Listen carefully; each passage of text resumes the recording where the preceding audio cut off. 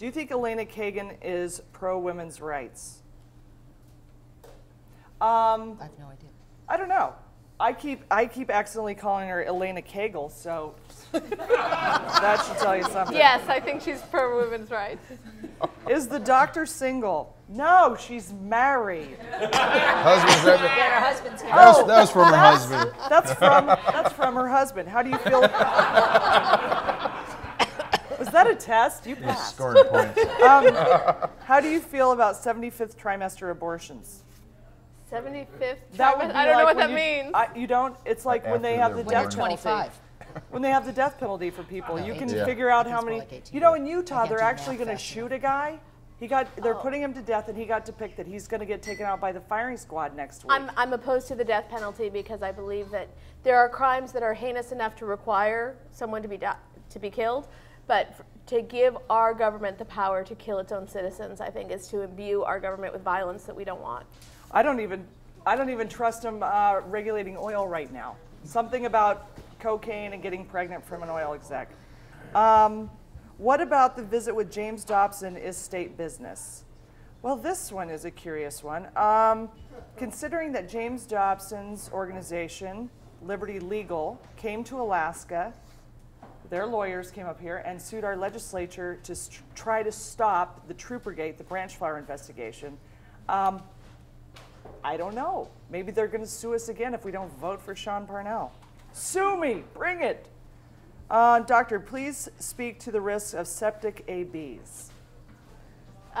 Abortions can become septic. When you try to do an abortion with a coat hanger, you can introduce bacteria to places that are normally protected and then create an infection that can then become a blood infection and threaten the life of that person who's attempting a self-induced abortion.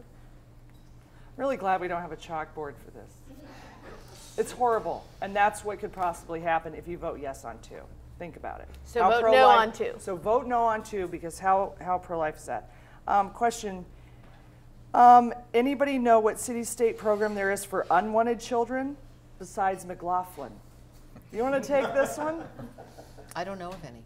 And what's interesting is that these folks who want every baby to come into the world, whether it's wanted to or not, that kid's on its own. Once it starts breathing air, no care, no food. You know, if you haven't got parents, God help you. The foster care system is a mess. Love the fetus, hate the child. There you go. They don't want to fund foster care. It's like we don't have like a state like Sean Parnell should we be don't really have a proud of kid himself. pound. We don't have a pound for children. I wonder how many children Mr. Menery from the Alaska Family Council has adopted. There are a lot of people He's trying to do bankrupt. good Can't things to adopt protect anymore. children. There's Covenant House, there's McLaughlin House, there's North Star. There aren't great solutions, but there That's are not solutions. There's optimal. the Office of Children's Services. No, the optimal place to be is to be with parents that wanted you. My personal belief is if you have any inkling that you don't want to be a parent, then please don't be a parent because children suffer from neglect and we really can't do much for you until you're really abused. We don't have a law that says you have to love your kids. We have laws that say they have to go to school and you have to feed them and you can't beat them really hard so that they can show the marks. Thanks, Dad. No, I'm kidding. It's about how much. It's much we care for kids. It's about where our priorities are. So Her children dad's a lovely deserve. gentleman. He is, but you know what? He thinks it's child abuse not to spank your kids. Well, I wouldn't totally disagree. But let me tell you, I see kids all the time that I want to beat for their parents. But that's just me. Children deserve to be born into a loving home that want them. And I think there should be a unicorn that poops money. And until we get that, we can't make people have it. I don't think your I unicorn will think help. people should have a license to have children. You have to have a license to kill a damn fish. You have to have a license to catch and release. And you don't have to have one to like make another human. I think if we fund Denali Kid Care really well, we can have pediatricians encouraging parents to become better parents. You might not be able to license it, but you can do all of the things in a society to allow that person to become the best parent they can, thereby protecting that child as best you can. But right now, our priorities are very skewed.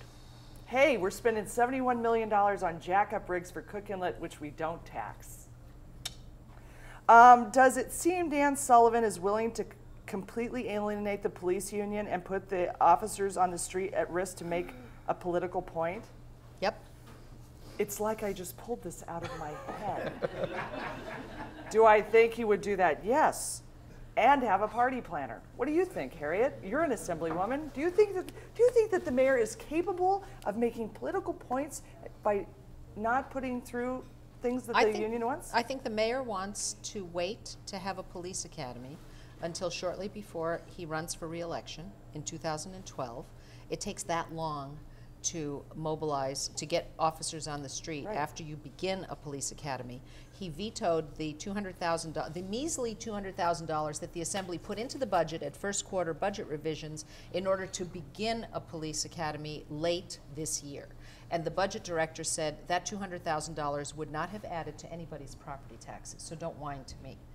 I think it'll be really interesting when the staffing study comes back and says you are so woefully understaffed with officers on the street in this town that you had better redouble your efforts to get officers on the street sooner rather than Minneapolis, later. The same size as us, has twice as many, almost twice as many. Yeah. And you know what's interesting is that this is the political game of Dan Sullivan, other than, well, you know, the rest of it. It's like he gins up a crisis. He goes, Mayor Begich left us in financial straits. Let's investigate him. Let's investigate him. And then he goes, oh, look, here's $10 million.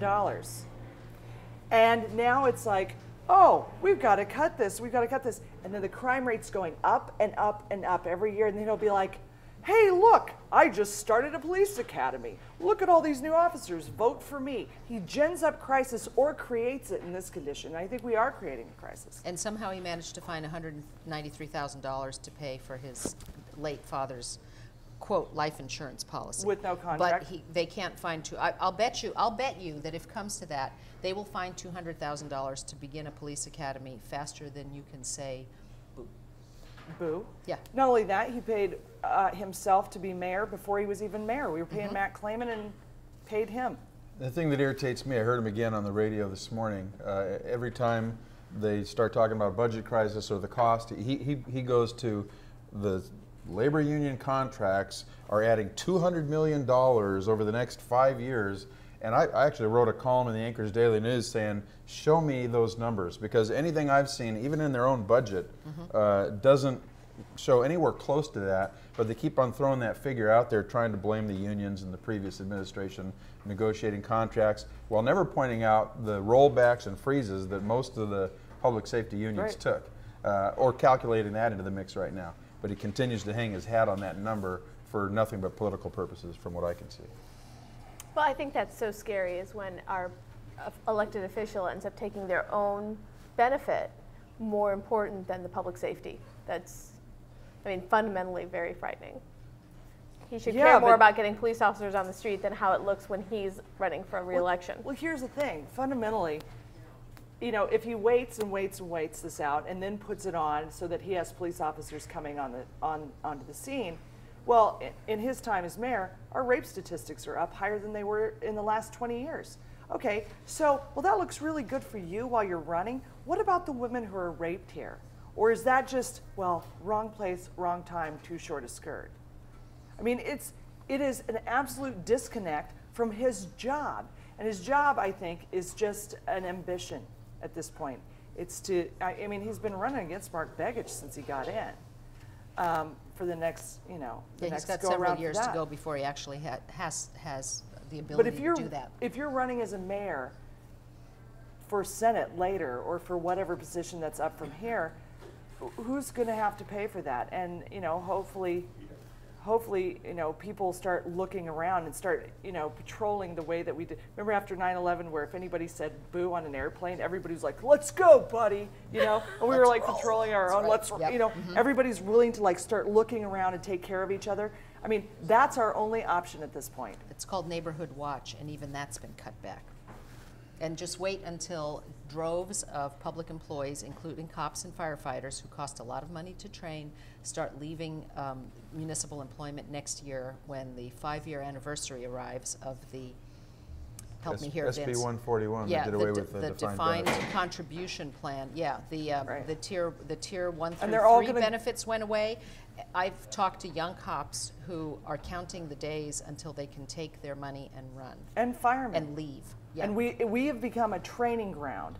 And you know, what that costs as an experience. And I don't blame them a bit. My God, they want to go get a grown-up job where you have a pension. And the problem is they say, well, you don't have the statistics to back that up. Well, no, but we're going to shortly, you know, because right. when they 5-year all anniversary gets here when next they're all summer. gone, Yep. then we will, and then what? Then it'll be too late. You know, just like I was arguing with Denali Kid Care, who do we think are important is our children. Who do we think keeps us safe? Firemen and policemen. Like, they deserve to have excellent benefits. Like, beyond a shadow of a doubt, they're putting Right. their lives on the line.